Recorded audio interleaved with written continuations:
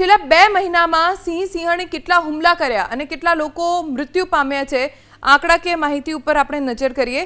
સિંહના હુમલાની ઘટના 26 મે 2026ના રોજ અમરેલીના જાફરાબાદમાં બની। ભરત બારૈયા નામના યુવક ઉપર સિંહે હુમલો કર્યો। 2 દિવસ પછી તેમનો મૃતદેહ મળી આવ્યો હતો। ખેતરમાં કામ કરતા શ્રમિક પરિવારની 7 વર્ષની બાળકીને સિંહણે ફાડી ખાધી હતી। આ ઘટના બની 12 જૂન 2026 અમરેલીના બગસરામાં। રાજુલાના કોવાયા ગામમાં 16 જૂન 2026 પ્રકાશચંદ્ર નામના વ્યક્તિ વહેલી સવારે પગપાળા જતા હતા અને તેમને સિંહ જાડીમાં ખેંચી ગયો।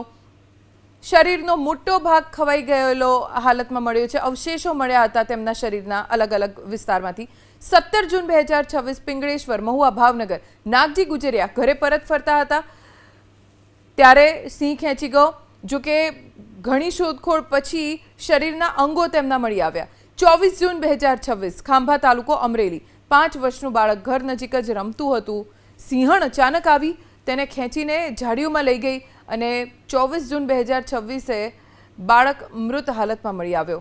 6 જુલાઈ 2026 ભાવનગરના પાલીતાણાનું ગરાજિયા ગામ સિંહે માલધારી પર હુમલો કર્યો। વિડીયો ખૂબ વાયરલ થયો હતો। અડધો કલાક સુધી માલધારીને સિંહણે જકડી રાખ્યો હતો। બાદમાં 8 જુલાઈ 2026 અમરેલીના લીલિયામાં અંટાલિયા નજીક સિંહે એક યુવક ઉપર હુમલો કર્યો હતો। 8 જુલાઈ 2026 લીલિયામાં સિંહના હુમલામાં 21 વર્ષીય યુવકનું મોત થઈ ગયું।